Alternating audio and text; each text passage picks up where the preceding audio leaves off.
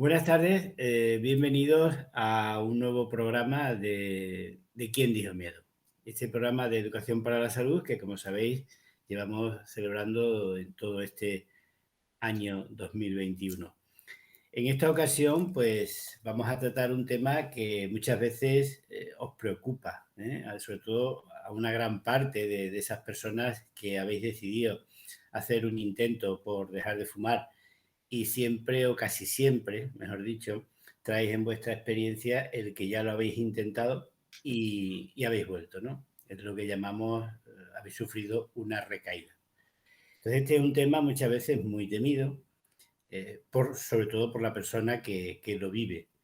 Y en el cual yo muchas veces, sabéis, sobre todo los que me conocéis de más tiempo y me soportáis como terapeuta, que intento muchas veces quitar hierro al asunto y haceros ver de que las recaídas forman parte de este proceso, que es el proceso del abandono del tabaco.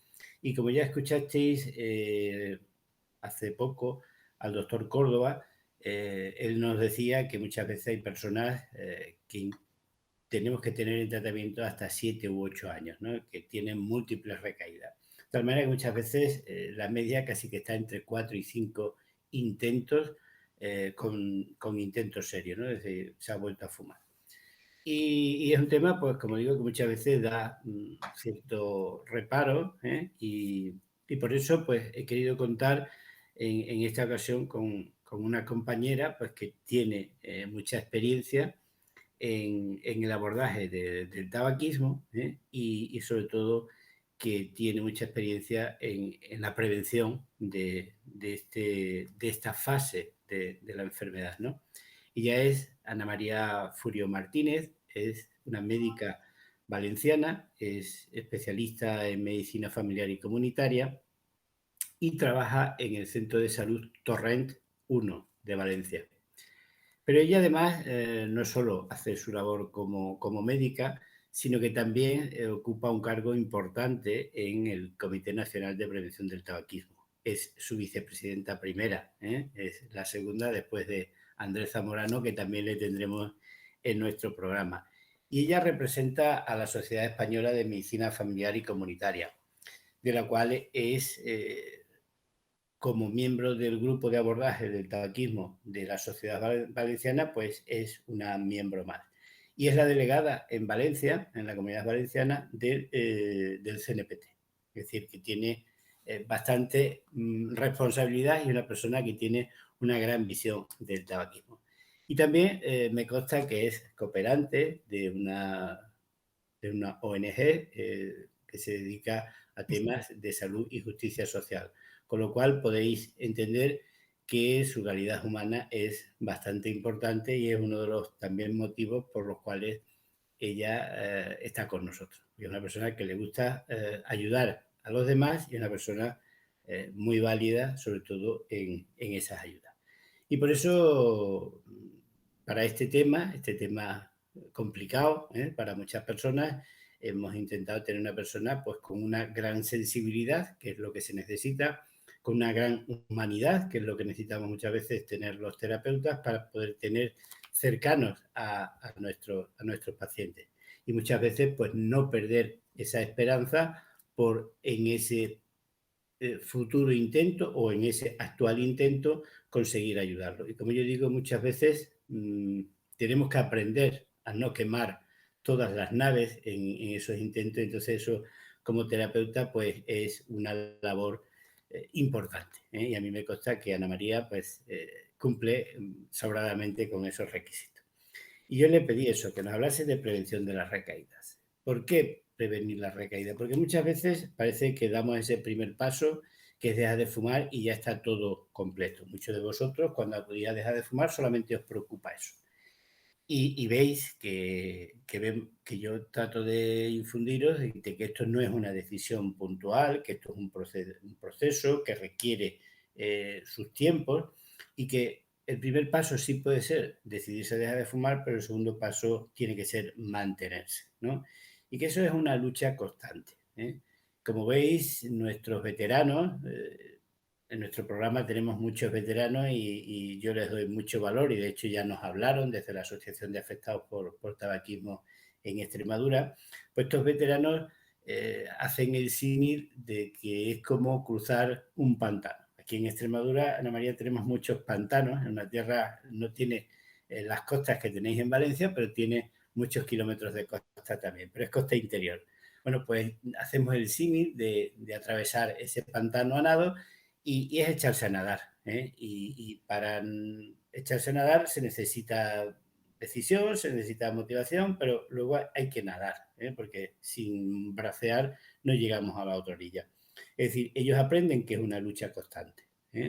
Y también aprenden que tienen que controlar esas ilusiones, esas felicidades, esa alegría, esa mejoría que tienen desde la primera semana y lo van viendo unos con otros, de que eso pasa, ¿no? Y muchas veces yo les explico el efecto de la luna de miel. Y vemos que ya a partir de la segunda semana, muchas veces, si no se ha condurado un poco ese esfuerzo, pues muchas veces se empiezan a un poco a echarse para atrás, un poco a ir apareciendo ese pensamiento de que por uno no pasa nada, de que esto ya está chupado, de que esto ya yo lo controlo y como ya otras veces lo he hecho, ahora con esta ayuda pues ya lo tengo conseguido. Y muchas veces pues dejan de hacer ciertas cosas, ¿no? Bueno, pues yo creo que Ana nos contará cosas interesantes de qué podéis hacer, de qué podemos hacer para evitar no dar un paso atrás y de evitar de que esta enfermedad vuelva a la casilla en la cual nos hace muchas veces de que tengamos que intentar casi que desde el principio, como suele pasar muchas veces. Yo os digo que tenemos que contar los beneficios que tenemos, que por eso en los grupos de WhatsApp tenéis que contar vuestras mejorías, que tenéis que aprender a controlar el deseo, es decir, que el deseo es como las olas, y todas esas cosas sabéis que las hemos ido viendo. A mí me gustaría que las escuchaseis pues de boca de otra profesional y sobre todo una profesional muy cualificada. Así que cuando quiera, Ana, yo creo que tenemos la gran oportunidad de poderte escuchar en este tema que a muchas personas creo que le es un verdadero caballo de batalla y a las cuales tenemos que intentar ayudar en la manera de lo posible. Muchas gracias por tu participación. Te esperamos en otras ediciones, o sea, o en otras sesiones, porque sé que estás muy dispuesta a colaborar con el programa desde que tuviste conocimiento de él y que recibiste mi ofrecimiento y tendremos la oportunidad pues de escucharte contándonos otra campaña que en la cual tú fuiste colaboradora o pionera en la prevención y en la difusión de cuestiones con respecto al tabaquismo, que fue la campaña Estos Tabacos 31 de mayo, que creo que pusisteis en marcha ya por hace 4 o 5 años. Y cuando tú quieras, pues también podrás contárnosla. Así que cuando quieras, tienes las cámaras de Quién Dijo Miedo para que nos puedas contar algo sobre la prevención de recaídas. Muchas gracias y bienvenida. Muchas gracias a ti, Manuel, por contar conmigo, la verdad. Y bueno, y muchas gracias a todos, ¿no?, los que me van a escuchar o que están siguiendo este canal, porque yo creo que es un punto de partida importante y ofrecer esos conocimientos, información para poder luego manejarse, pues es muy importante. Bueno, pues sí que es verdad que la prevención de las recaídas podría considerarse como un caballo de batalla en el proceso de la deshabituación del consumo de tabaco, pero hay que mirarlo como una etapa más del ciclo del abordaje de tabaquismo de un paciente que quiera hacer un intento, ¿vale? No hay que tener miedo, quiero decir, las recaídas están ahí, forman parte del proceso, pero hay que saber, digamos, lo que es muy importante es poder identificarlas y poder actuar cuando éstas se producen, ¿de acuerdo? Bueno, pues un poquito lo que sí que me gustaría es contextualizar un poco, antes de llegar a la prevención de recaídas, sí me gustaría contextualizar un poquito el abordaje psicológico del tabaquismo. Supongo que esto ya se ha hablado. Hay que tener en cuenta que hay 3 fases por las que pasa un fumador y que hay que contextualizarlas para entender en qué momento se encuentra cada fumador y actuar para la prevención de recaídas en cada una de esas fases, ¿vale? Es importante. Acto seguido os comentaré cuáles son las estrategias o cuáles son las estrategias que o que utilizamos, ¿no? Yo como médico de familia en mi consulta de atención primaria para el abordaje de la prevención de recaídas, que como veis van a ser siempre, habrá unas estrategias globales y luego ya unas estrategias más específicas que ya serían como más centradas en el propio paciente y en sus propias vivencias y su entorno, ¿vale? Porque hay que tener en cuenta que todo el abordaje de un paciente que quiera hacer un intento de abandono es un abordaje individualizado. Vale, que tenemos unas estrategias que están ahí, pero hay que individualizar a cada paciente, ¿vale? Y luego ya como tercer y último punto de la presentación y un poco para finalizar es qué haríamos o cómo actuaríamos si finalmente se produce esa recaída. ¿Qué podemos hacer? ¿Vale? Pero siempre con la perspectiva de que todo es un aprendizaje y que no hay que tenerle miedo. Es decir, hay que dejar de fumar es lo mejor que un paciente puede hacer para su salud y en este proceso puede haber recaídas, sí, puede haber desliz, ahora veremos las diferencias también, pero no hay que tener miedo, un poquito como decía Manuel. Contextualizando esto, haceros saber que desde la atención primaria yo me manejo con materiales para entregar a los pacientes, ¿vale? En la consulta del día a día es material escrito que yo les puedo hacer llegar, pues precisamente cuando les explico las recaídas o qué podemos hacer, les dejo material escrito. Todos estos materiales los tenéis aquí reflejados, se pueden descargar, están en abierto. Bueno, en el ámbito de la prevención de recaídas, antes de abordar lo que yo como médico de atención primaria pues hago en la consulta para el manejo de la prevención de recaídas o cómo actuar ante una recaída, es importante contextualizar el momento psicológico por el que está pasando el paciente. Entonces, para ello voy a refrescar un poquito las fases por las que va a pasar el paciente fumador que está haciendo un intento de abandono. Acto seguido, sí que hablaremos de esas estrategias para la prevención de recaídas que se pueden dividir en dos ámbitos importantes. Unas estrategias globales, ¿vale? Y luego unas estrategias específicas que digamos que serán como estrategias individualizadas a cada paciente. Porque hay que tener en cuenta que cuando hacemos un abordaje a un paciente que está haciendo un intento de abandono, vale que yo tengo unas estrategias, pero hay que individualizar el tratamiento, ¿vale? Hacerle como un traje a medida. Y la finalización un poquito de la presentación va a ser qué hacemos cuando ya se ha producido esta recaída, qué es lo que podemos hacer o cómo podemos ayudar a nuestro paciente. Entender también las recaídas como un proceso del abandono, ¿vale? No hay que entenderlo como un fracaso en un intento de abandono, sino que forma parte del proceso de abandono. Es decir, en adicciones, de hecho, sin recaídas no se puede decir que hay una adicción, ¿vale? Es decir, el paciente normalmente suele presentar una o dos o tres recaídas antes de conseguir la abstinencia completa, ¿vale? Es importante este concepto porque estamos hablando de una sustancia adictiva. Entonces, la recaída forma parte del proceso y no es un fracaso, es una parte más del proceso, pero hay que saber abordarlas. Bien. Haceros saber que cuando yo trabajo con los pacientes, cuando estoy haciendo el abordaje, yo me manejo también con material para dar a los pacientes, material escrito, yo les explico la situación, pero luego siempre les dejo material para que ellos puedan tener en casa, puedan refrescar los conceptos y puedan trabajar. Es un trabajo un poco en equipo, de él conmigo, el trabajo que él hace en casa, para ayudarle a conseguir nuestro objetivo, ¿no? Que es el abandono completo de la sustancia. Bueno, esos materiales yo los utilizo de la página del blog que tenemos de la Sociedad Valenciana de Medicina Familiar y Comunitaria. Está este blog, está en abierto, podéis entrar y podéis descargar todo el material en este blog. Hoy nos vamos a manejar con los anexos 19, 16 y 17 que iré indicándoos en qué momento sería oportuno entregar al paciente y que me van a ayudar, ¿vale? De hecho, tenéis aquí, esta es la visión de nuestro blog, como os digo, en abierto y podéis acceder a todo el material. Bueno, pues entonces vamos allá con esta primera parte de la presentación, que es por las fases por las que pasa el fumador, contextualizando siempre muy importante en qué momento está este paciente. Tenemos tres fases, por una parte la fase de preparación, la fase de abandono y la fase de mantenimiento.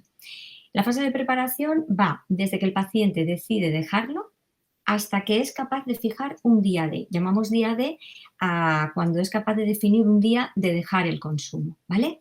En esta primera fase, el objetivo principal es aumentar la motivación del paciente, ¿vale? Todavía no ha dejado de fumar, está en el proceso de tomar la decisión. Bien, esta fase puede ser más o menos larga, va a depender de cada paciente. Luego ya pasamos a la fase de abandono, que va desde el día que decide dejar de fumar, deja el consumo, hasta 6 meses después. En estos primeros 6 meses es muy importante porque precisamente es en estos primeros meses donde se dan el mayor porcentaje de recaídas de los pacientes y normalmente en el primer mes, cuando estamos afrontando sobre todo los síntomas del síndrome de abstinencia. Entonces, en esta fase, el paciente, lo importante para nosotros y para él es evitar las recaídas tempranas, que son las que se producen en este periodo. ¿Qué va a ser importante abordar en estos pacientes? Tenemos que tener la perspectiva de que, sobre todo y en el primer mes, tenemos que afrontar los síntomas del síndrome de abstinencia, que son la principal causa de recaída en el primer mes. Y es muy importante que el paciente, en las visitas sucesivas que vamos a tener con él, siempre tenemos que establecer mensajes en positivo, ¿vale? No transmitir qué malo es fumar, eso ya lo sabemos todos. Vamos a transmitir qué beneficios estoy obteniendo con cada día que pasa. ¿Qué sensaciones voy a tener? Pues he empezado a oler los alimentos, me canso menos cuando hago ejercicio, me noto la piel mejor, me canso menos. Es decir, el paciente es importante en esta fase que en las visitas de control verbalice los beneficios, porque son un refuerzo para evitar las recaídas, ¿vale? Y en el primer mes, tener muy presente que hay que controlar muy bien los síntomas del síndrome de abstinencia y es ahí donde, por ejemplo, el uso de fármacos, ¿vale? Cuando los vamos a utilizar, pues nos ayudan muchísimo porque precisamente la terapia farmacológica es la que controla los síntomas del síndrome de abstinencia. Sabemos que cuando combinamos las estrategias cognitivo-conductuales, que ahora veremos, junto con el tratamiento farmacológico, las tasas de abstinencia se duplican. ¿Vale? Entonces, siempre vamos a ofrecer un tratamiento farmacológico a un paciente que está haciendo un intento de abandono, aunque no es estrictamente necesario. Tú se lo ofreces al paciente, pero hay pacientes que a lo mejor no quieren fármacos. Bueno, pues adelante, tú le vas a acompañar igualmente. Pero en este periodo de los 6 meses, siempre mucho controlar el síndrome de abstinencia, a tenerlo presente. Y ya nos vamos a la última etapa en la que va de los 6 meses hasta el año de abstinencia. Normalmente el seguimiento de un paciente lo hacemos durante todo un año completo, el año que está sin fumar. Cuando un paciente lleva un año sin fumar, consideramos que es exfumador y entonces esta etapa que va desde los 6 meses hasta los 12 meses, aquí es la etapa en la que vamos a evitar lo que son las recaídas tardías, es decir, mantener la abstinencia a largo plazo. ¿Qué es importante aquí? Pues 2 estrategias muy importantes. Hay que identificar situaciones de riesgo como cosa importante y vamos a tener que aprender habilidades de autocontrol, no solamente de acción, sino también, cognitivas o de pensamiento, ¿vale? Porque estamos hablando de modificaciones de conducta, ¿vale? Estamos hablando de una sustancia adictiva que hace una adicción y tenemos que hacer cambios de patrones de consumo, cambio de patrones de conducta. Y entonces en esta fase, en la última, para evitar esas recaídas tardías, hay que aprender a identificar situaciones de riesgo y técnicas de autocontrol para modificaciones de conducta. Esos serían los 2 pilares importantes, ¿vale? Y luego lo que es muy importante, contextualizado cada fase, ya sabemos lo que tenemos que hacer en cada momento, ¿vale? Pero independientemente del lugar en el que se encuentra este paciente, algo muy importante es que yo siempre les digo, a ver, el semáforo está en ámbar, esto no está verde, no es que ya dejo de fumar y ya a caminar, no. Él siempre está en ámbar y tienes que estar siempre muy atento a cualquier circunstancia que le sucede a ese paciente en su trayectoria hacia el abandono, ¿vale? Vamos a estar en un seguimiento de un año. En ese año pueden pasar multitud de cosas, que hayan problemas familiares, problemas personales, de enfermedad, de situaciones laborales, de los amigos, no sé, cosas intercurrentes que el paciente a lo mejor no se lo espera y todo eso puede hacer fluctuar un poco las emociones y ser causa de recaída en un paciente. Entonces, semáforo en ámbar, no se puede bajar la guardia y hay que estar siempre atentos a todas las circunstancias que rodean a ese paciente. De ahí lo de individualizar el tratamiento, ¿vale? Muy bien, entonces, importante en el paciente que hace la andadura, importante saber cuál ha sido su motivación para el abandono. La mayoría tiene muchas motivaciones, siempre hay una principal, entonces es muy importante que él nos haya manifestado, se dan las etapas iniciales, en esta primera etapa de preparación en la que el paciente te manifiesta por qué quiere dejar de fumar. Siempre tener presente la motivación, no olvidarla en ningún proceso de este periodo de año que vamos a hacer el seguimiento, ¿vale? ¿Por qué? Porque la motivación puede fluctuar. ¿Y cómo puede fluctuar? Cuando se dan situaciones de riesgo o cosas intercurrentes en su día a día, ¿vale? Entonces, ¿cuál va a ser el otro pilar importante? Identificar posibles situaciones de riesgo, ¿vale? Y una vez identificadas, vamos a ver ahora cómo haremos para manejarlas, ¿vale? Porque esas situaciones de riesgo pueden ser causa también de recaída, ¿vale?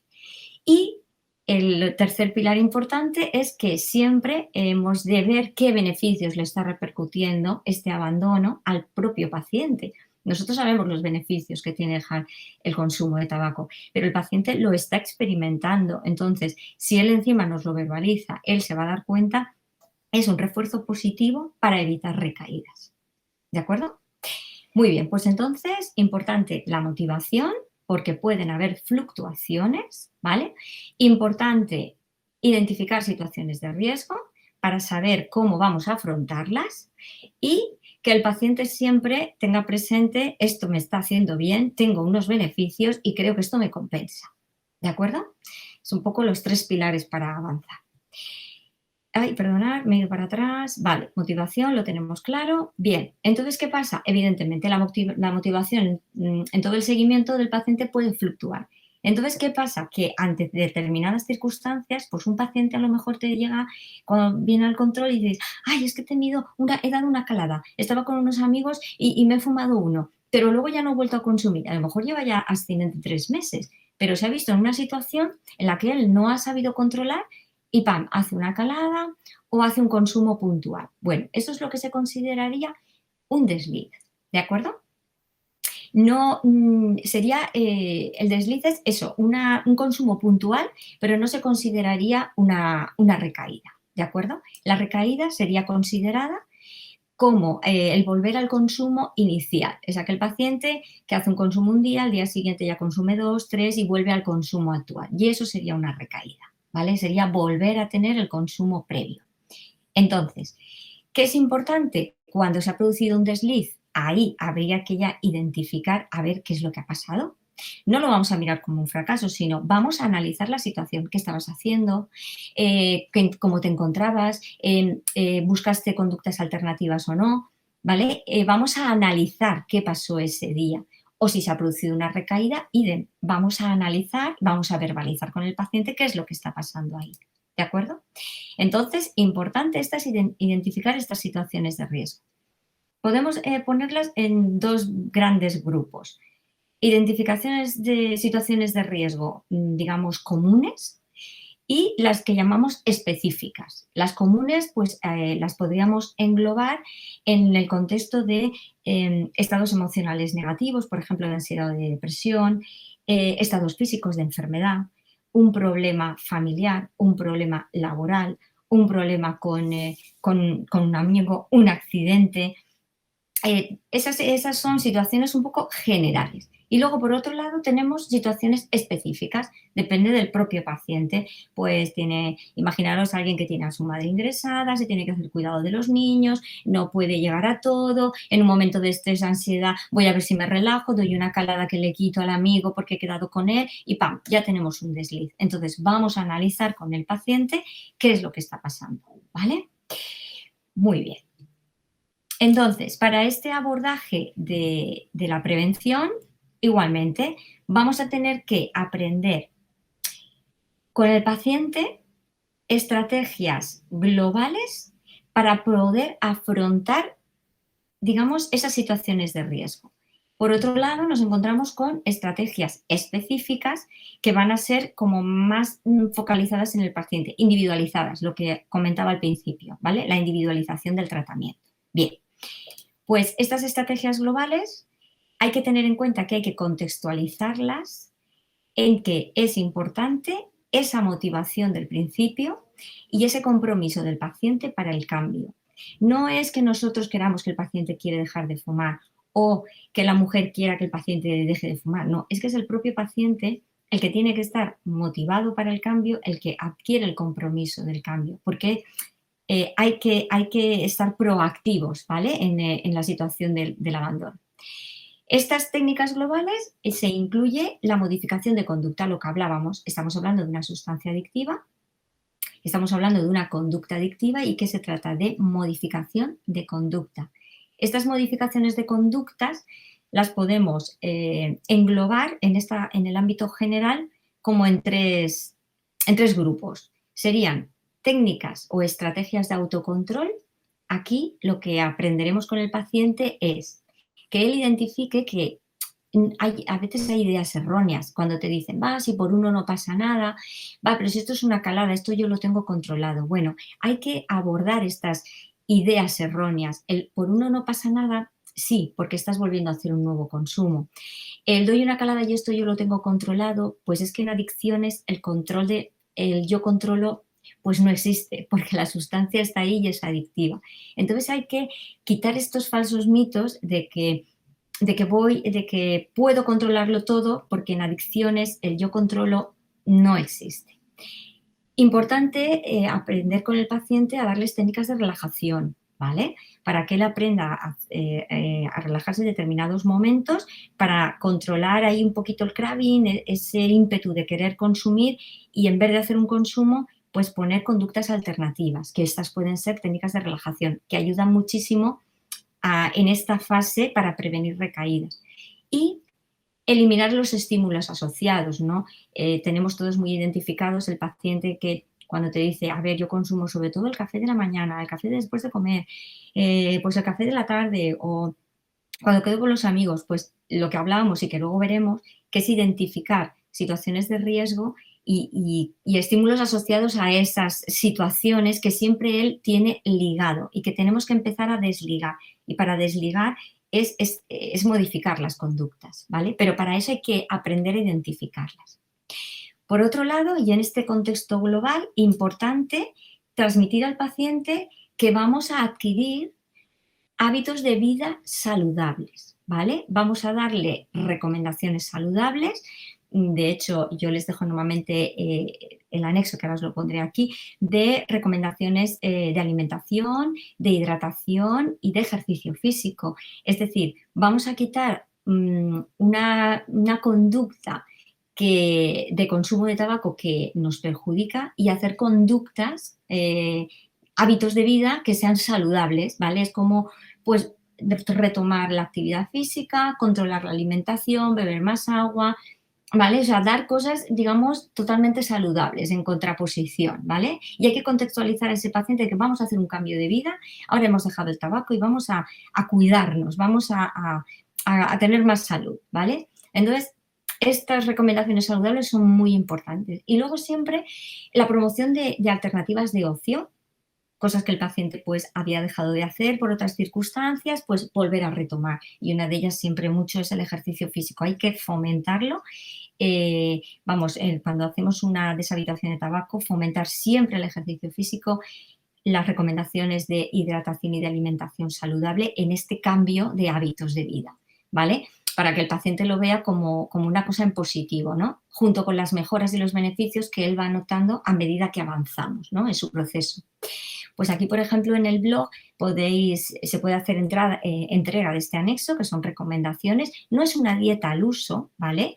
Porque cuando estamos deshabituando a un paciente, en los primeros 6 meses no se recomienda poner una dieta como tal. No, pues además quiero dejar de fumar, quiero perder peso. No, te voy a dar recomendaciones, vamos a centrarnos, pero sí que es importante ofrecerle unas recomendaciones de alimentación, ¿vale? Evitar, pues lo no saludable, grasas, fritos, los productos elaborados, ¿de acuerdo? Importante.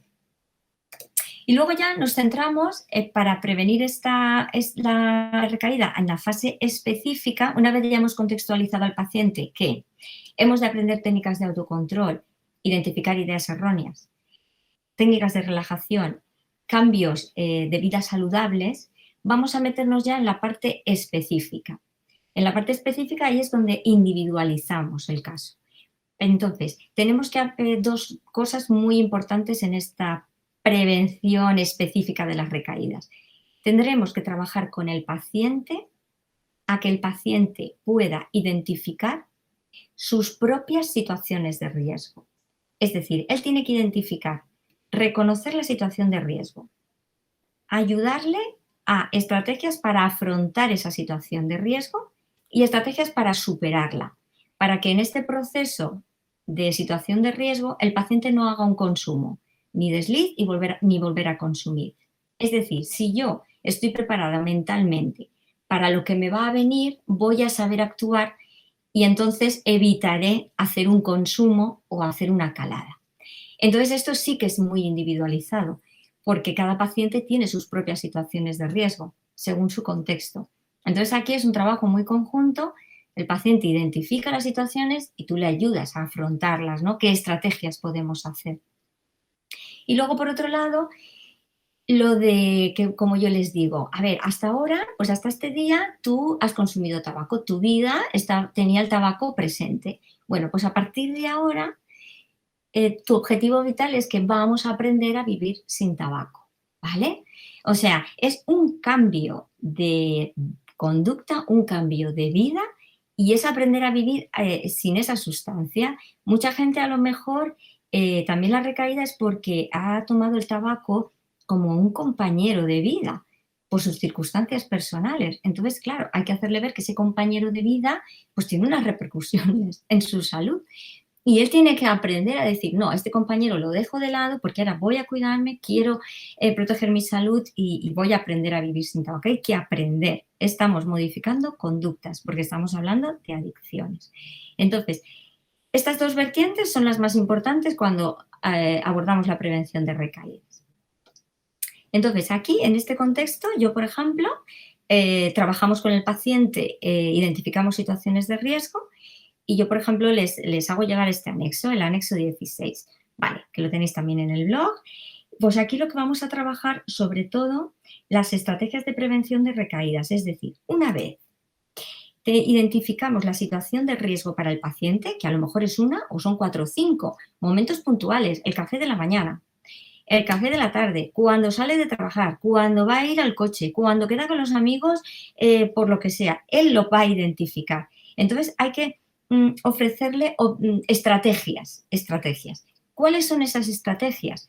Pues las que os muestro aquí son estrategias que funcionan, ¿vale? Y que, claro, evidentemente el paciente ha de ponerlas en prácticas. Hay gente que a lo mejor no necesita practicar ninguna estrategia porque solo con pensar, no consumo, pues ya lo tiene hecho, pero no todo el mundo a lo mejor funciona así y necesita una ayuda. Pues bueno, importante. Para prevenir las recaídas, importante, identificada la situación, al principio y durante las primeras semanas siempre se aconseja evitar la situación de riesgo. Por ejemplo, no, es que yo quedo todos los sábados con los amigos a tomarme una cerveza.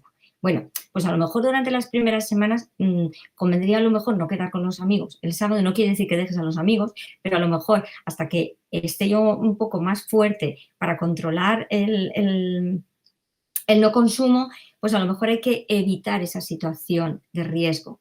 O también se le puede ofrecer la situación de que ya estoy en la situación de riesgo, se ve el momento de que a lo mejor voy a dar una calada o voy a hacer un consumo de un cigarrillo, entonces saber aprender a decir, bueno, me escapo de la situación, me voy, me marcho, doy la vuelta a la manzana y vuelvo. Otra estrategia. Situación a lo mejor de decir, bueno, pues estoy ya en la situación, ¿qué voy a hacer? Técnicas de distracción. Por ejemplo, imaginarme que ahora estoy pensando cosas positivas, asimismo decirse, no voy a fumar, que por uno puedo volver a recaer, o tener un confidente dentro del colectivo de los amigos de decir, oye, si ves que te pido un cigarro, pues dime que no. Es decir, preparar el terreno para tener estrategias para que ese momento, si él no puede, pues que alguien de alrededor le pueda ayudar.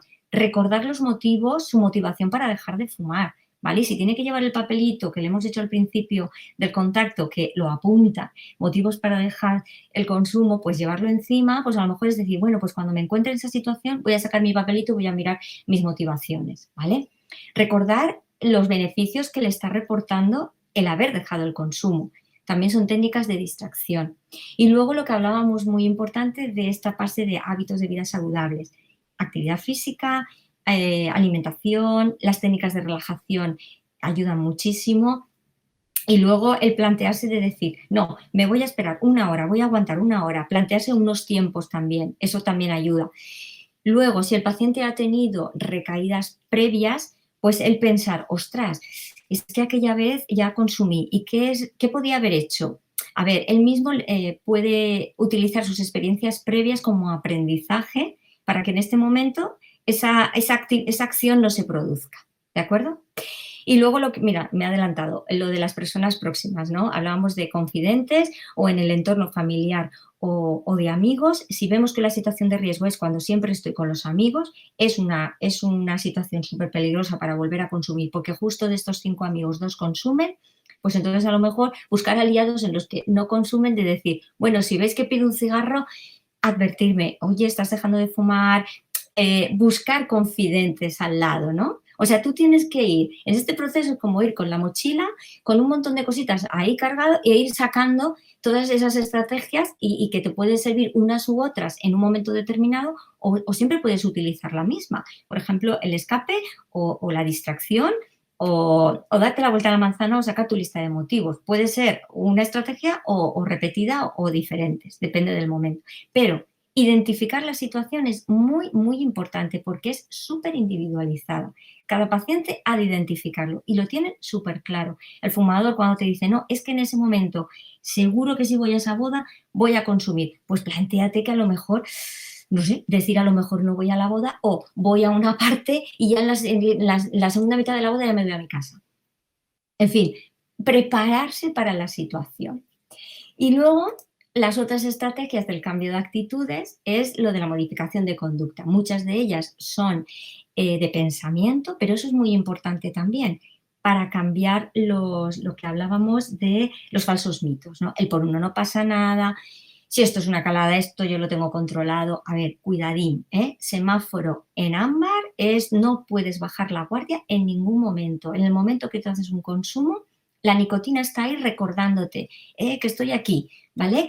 Y la nicotina es muy potente, ¿eh? Es una sustancia que actúa a nivel cerebral y eso es como un circuito que se activa, ¿no? Entonces, pensar que el consumo, el tabaquismo produce enfermedad, hay que tenerlo presente, siempre mirar los beneficios que te está reportando, pensarlo incluso, ostras, que ayer salí a hacer deporte, no puedo consumir, que mañana he quedado y voy a hacer más deporte, o sea, siempre esa parte positiva, ¿no? ¿Qué más?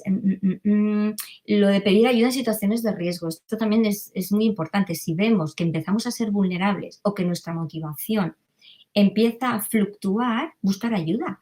Tengo a mis profesionales sanitarios, puedo volver a consultar con mi médico o mi enfermera, al profesional sanitario que me esté llevando la intervención, pedir ayuda a este confidente, a un familiar, un amigo. Quiero decir, no estás solo en el proceso, el paciente no está solo. No, esto no es que tú lo dejas y siempre puede buscar ayuda, ¿vale? Y tener en cuenta, pues evidentemente, que el tabaco no soluciona ningún problema, pero estas son técnicas un poco de reeducación también del pensamiento. Y vale, y yo creo que prácticamente finalizando un poquito con esta parte de la prevención de las estrategias, importante con el paciente que cuando iniciemos el abordaje tenemos que quedar claro que aquí vamos a la abstinencia total. No hay pacientes que a lo mejor intentan negociar, venga, a ver si me acabo de, consumo solo uno al día y yo creo que así lo puedo ir controlando. No, nuestro objetivo es la abstinencia total y quitar las fantasías de control. En adicciones hay que desmitificarlas, ¿vale? Y que cada día que pasa hay que felicitarse uno mismo, es un día logrado, es un día más que yo me alejo del consumo de esa sustancia y es un día que yo le gano a la adicción, ¿vale? Entonces, siempre mensajes en positivo. Cada vez que tengamos o que vamos a ver a nuestro paciente, siempre, siempre mensajes en positivo. Porque un día que lleva más sin fumar es un día ganado de vida, es un día ganado de vida. Ahora bien, ¿qué pasa? El paciente ha identificado su situación, ha puesto en marcha sus estrategias, él ha hecho su cambio de conducta, ha hecho sus pensamientos y no lo ha conseguido. Va y resulta que hace un consumo, al día siguiente hace otro consumo y viene diciendo que ha vuelto a recaer. Vuelve a consumir, si no lo mismo o parecido al consumo que habíamos iniciado. Bueno, pues ¿qué haremos ante una recaída? Pues lo más importante, siempre, nunca culpabilizar al paciente, nunca. La recaída es un proceso, forma parte del proceso de abandono y nunca es un fracaso, ¿vale? Estamos hablando de que aquí no hay culpables. Esto forma parte del proceso, hay que saber que esto se puede dar. Lo importante es, a ver, ¿qué ha pasado? He tenido una recaída, voy a sentarme y voy a ver qué estaba haciendo, con quién estaba, cómo pude hacer algo o no tuve opción, o si tuve opción y no lo puse en práctica, ¿por qué no lo puse en práctica? Es decir, vamos a analizar la recaída, ¿vale? Y sin culpabilizar a nadie. Y ya vamos a profundizar, hablamos sobre el tema. Y quizá normalmente el paciente casi siempre, si recae, dice, jo, si es que yo sabía que ese momento iba a ser complicado. Genial, lo tienes identificado. Pues vamos a ver qué estrategias puedo utilizar la próxima vez que se presente la situación, ¿vale? Vamos a identificarla, vamos a poner estrategias y cuando llegue, ponlas en marcha, ¿no? Y analizarlo. Y luego, y siempre, siempre ofrecer de nuevo un nuevo intento para dejarlo y en un tiempo breve. El paciente está en el proceso, que haya hecho una recaída y te viene consumiendo ya hace 5 días, no pasa nada, estamos en el proceso de abandono. Vamos a volver a hacer, vamos a fijar un nuevo día y en corto espacio de tiempo, porque el paciente está ahí, está motivado, está en el proceso, no podemos abandonarlo, hay que acompañarlo y sin desanimar.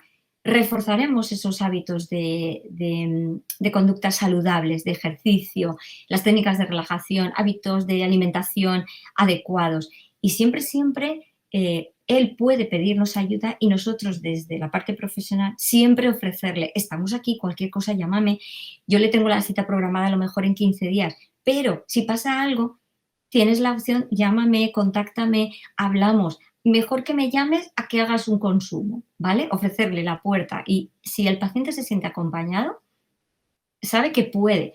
Y habiéndole explicado que la recaída forma parte del proceso. Es que a veces se sienten tan culpables los pobres porque vienen pensando, es que he fumado aquel día, es que llevo 2 días consumiendo y tienen miedo de decírtelo. Pero si tú ya lo has trabajado con el paciente y le dices, mira, que si un día te pasa esto y haces un desliz o haces una calada, a ver, nos vamos a parar y vamos a analizar qué pasa. Vamos a no es normalizar la situación, pero sí mm, aprender de ella, ¿de acuerdo? Y si tú lo has trabajado, desde luego el paciente lo vive como una experiencia más y no como una catástrofe y culpabilizándose. No, no, no. Es que prefiero que me lo cuentes y lo abordemos. ¿Vale? Pues creo que hasta aquí. No sé si he conseguido expresar todo lo que las expectativas o si he podido reflejarlo. Manuel. Sí, pues muy bien. La verdad es que me ha encantado el resumen que has hecho, porque ya yo presumía que esto es muy difícil de concretarlo y tú lo has hecho de una manera muy didáctica. Los pacientes que nos escuchan, sobre todo los que están tratados, evidentemente en este grupo hay mucha gente en distintas fases, como tú bien has dicho, que es muy importante contextualizar. Yo me centro mucho más en los que estoy tratando y sobre todo ellos van a reconocer perfectamente y sobre todo con otra voz y con otra cara todo esto que escuchan una y mil veces en las terapias, sobre todo cuando han tenido las oportunidades de acudir a las terapias presenciales. Ahora es un poco de otra manera. Pero nosotros tenemos unos grupos de WhatsApp en los cuales fundamentalmente la labor fundamental del veterano es ese que ya se mantiene y que podemos decir ha salido de esos protocolos en los cuales sabemos que como tú bien has dicho, que esto es un proceso y que se puede volver siempre, ¿no? Ujú. Pero el que se pueda volver siempre no significa que tengamos que estar con el miedo a volver, ¿no? Entonces, estos veteranos muchas veces sirven como agentes de salud para evitar esas recaídas, y ellos mismos son los que advierten todo esto que tú has muy bien nos has explicado, ¿no? Esas situaciones específicas que tienen cada uno son muy difíciles de llegar a saber, sobre todo cuando ellos no las verbalizan. Yo le insisto mucho en que tienen que hablar, y sobre todo que tienen que hablar cuando ellos empiezan a sentir esa emoción negativa hacia el consumo, que algo está pasando, y eso solamente lo sienten ellos, ¿no? Claro. Entonces, cuando verbalizan, el igual lo detecta mucho antes.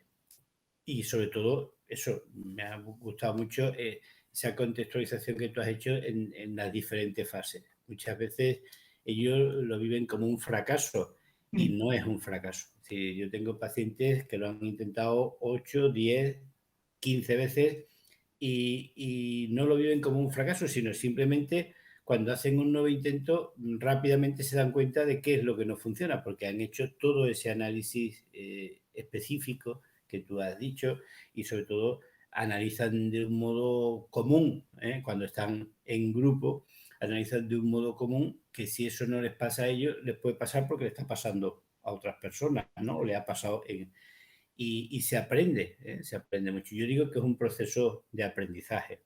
Ujú. Pero claro, muchas veces aprender algo que sabemos es muy difícil. O grabar sobre algo que tenemos grabado muchas veces nos, nos plantea pues precisamente que a lo mejor algo no esté funcionando bien, ¿no?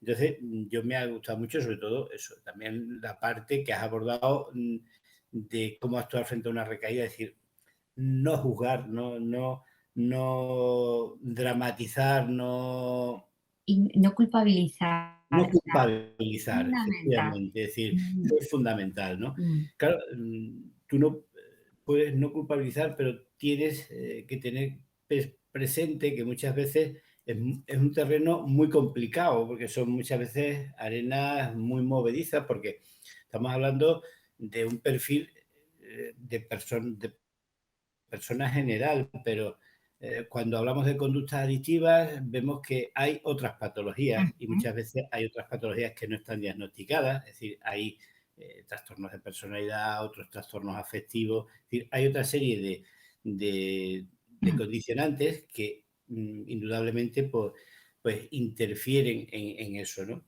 Es decir, yo no creo que haya un paciente específico que recae, cualquier paciente No. puede recaer, Ujú. y sobre todo, lo que sí tengo claro es que el movimiento se demuestra andando, es decir, cuando alguien aplica todas estas estrategias es muy difícil que se falle. ¿Por qué?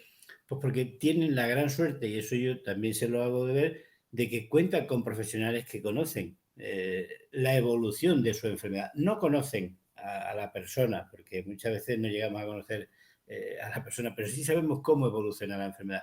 Y cuando tú vas marcando una senda, pues vas identificando que por ahí se puede pasar y por ahí es por donde debes de pasar. Y, y que no pasa nada. Es decir, lo importante es irte identificando en ese proceso. Entonces, me ha gustado mucho tu intervención, sobre todo por lo didáctica que ha sido, y yo creo que te harás entender por una gran mayoría. Pero si no, bueno, pues ya intentaremos cuando abordemos este tema en sala, que de hecho yo lo Ujú. abordo eh, muchas veces, porque siempre te puedes encontrar a alguien que esté ahí en esa situación. Entonces hay que tocarlo muchas más de las veces que se requiera, ¿no? Y sobre todo desdramatizando, ¿no? Es decir, Mm. quitando esa culpabilidad, Hay que porque aprender, o sea, hay que aprender de lo que ha pasado, ¿no? Y retomarlo enseguida. Es decir, estamos en el proceso, pues sigamos, sigamos, dame un nuevo día y seguimos en el proceso. Esto ha sido, pues bueno, una piedrecita ahí, pero seguimos, claro. y muchas veces también intenta simplificar con el volví a fumar porque me gusta. No, o sea, tú cuando quieres dejar de fumar no vuelves porque te gusta fumar. Hay algo que lo provoca, hay una situación de riesgo que lo provoca y el Efectivamente, sí. paciente tiene que identificarla y es súper personal, o sea, Claro. es que es del paciente, por eso la individualización. En esta fase hay una parte de conductas, digamos, comunes que hay que contextualizar al paciente en un entorno saludable y luego ya vamos a profundizar en cada una de sus propias situaciones. Ujú. Claro, hay que individualizar. Mm. Yo sobre todo también insisto algunas veces en la sustancia, es decir, la sustancia es una sustancia potente y rápida y Mucho. no le podemos dar algo que es Claro, muy potente y muy rápido, no le podemos dar cancha porque nos va a vencer y nadie es más que nadie, como bien dicen algunos de ellos que llegan a aprenderlo y a interiorizarlo, y si yo he podido, tú también. Es decir, nadie es Superman, es decir, nadie está soportando esas situaciones estoicamente y aguantando, sino que es lo que tú has dicho, es vivirlo. Y eso es una idea que yo también trato mm. de infundir, que no es estar sin fumar. Llevo 3 meses sin fumar y muy bien, sino llevo 3 meses viviendo sin fumar. Y, Aprender esa, a vivir sin tabaco, muy importante. y cuando tú lo verbalizas y tú lo compartes, pues lógicamente te das cuenta de que así es como lo sientes, ¿eh? Porque no es solo como lo dices, sino como lo sientes, ¿no? Y es llegar a vivir sin fumar, sin que... Y está resuelto, o ese problema se resuelve cuando deja de ser un problema. Es decir, cuando esto ya uno no se tiene que plantear qué estrategia es la que tiene. Es decir, esto no es coger el manual y a ver qué tengo que hacer ahora, sino cuando eso ya deja de ser un problema, pues Claro. es la mejor señal de que estás curado. Mm. Así que nada, agradecerte mucho tu intervención. Te vuelvo a reiterar que me ha gustado. Sé que va a gustar mucho, sobre todo a muchas personas, a pesar de que a esas personas, pues a lo mejor son las que más lo necesitan, ¿no? Y para esas personas, pues está bien que lo hayas hecho como lo has hecho. Así que muchas gracias y te Gracias a ti. espero en otra ocasión. Muchas gracias. Muchas gracias, gracias.